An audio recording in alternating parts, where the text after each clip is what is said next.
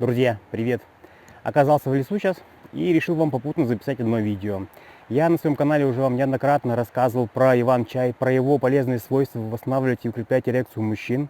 Но мало кто знает, что кроме листьев чая, сейчас я вам покажу, что кроме листьев чая, которые используются, вот они, он уже сейчас отцвел, уже все у него, цветки уже, видите, вот они все, уже цветки отцвели, листья пожухли. Все, то есть листья вот используются для чая, цветки тоже используются для чая. Листья либо просто сушат, либо ферментируют. Но, кроме всего прочего, мало кто знает, что еще у иван-чая можно использовать, заваривать и корни. Они очень, даже в двукратном размере помогают мужчинам лучше, чем просто чай. Поэтому их надо накопать и заваривать. Их либо просто заваривают изначально, причем их можно заварить неоднократно, несколько раз. Вот такой красноватый оттенок получается у чая. Либо, значит, их можно копать еще весной, но весной, скорее всего, уже после того, как снег сойдет, вы не найдете, где росли именно вот эти вот стебли иван-чая. А сейчас вот еще, смотрите, можно просто взять и копать. Чем сейчас я и займусь, я вам потом накопаю и покажу, что у меня получилось. Так, вот я тут немного покопал, вот эти растения, вот такие вот корни появляются, вот такие они длинные, некоторые они как бы изнутри даже как будто гниловатые бывают. Потом мы их просто приносим домой, моем их, чистим сначала, моем, чистим от шкурки и завариваем, режем на мелкие дольки и завариваем в термосе или может в термокружке, кому как удобнее. Вот, ну я покажу вам тоже процесс заварки, сейчас я еще немного покопаю, а потом я вам дома покажу, как я это все буду делать, заваривать. Корни моем от песка, земли, грязи.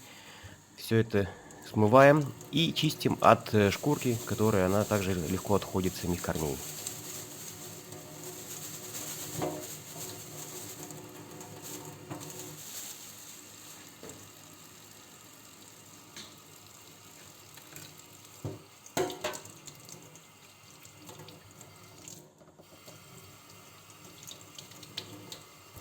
Корни можно сразу сейчас заваривать, что я и сделаю, но кто хочет их сохранить на зиму, то их нужно будет просушить.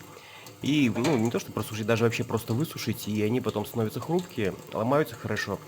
И в таком состоянии они могут долго храниться, и потом можно зимой их уже заваривать.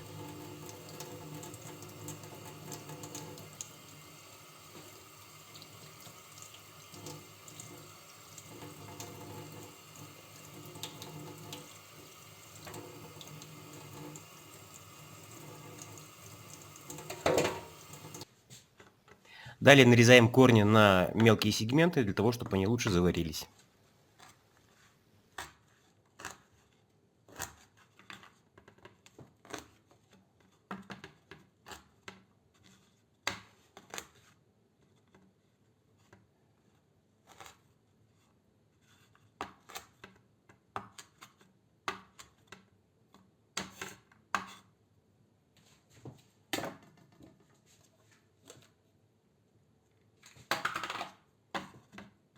Загружаем нарезанные корни в кружку, в термокружку, вот я, например, можно в термос.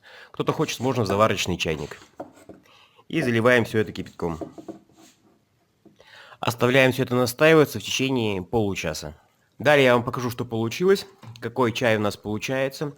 Для вкуса можно, кстати, добавить туда лимон или имбирь.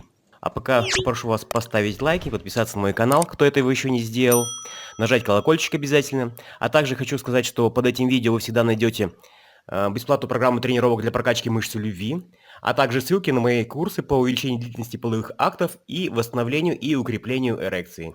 Поэтому после просмотра видео переходите по ссылкам и изучайте. Ну вот, прошло полчаса, и я хочу вам показать, какой чай получается. Он получается такого красноватого оттенка. Как я сказал, хотите, по желанию можете добавить туда лимон, имбирь при заваривании, ну или после. И корни сами тоже приобретают красноватый оттенок. Таким образом, заваривать чай можно 3-4 раза на этих корнях.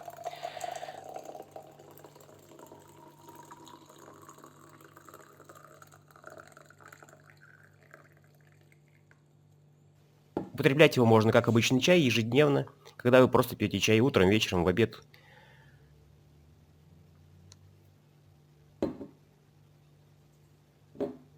Всего вам хорошего. Да пребудет с вами мужская сила. До свидания.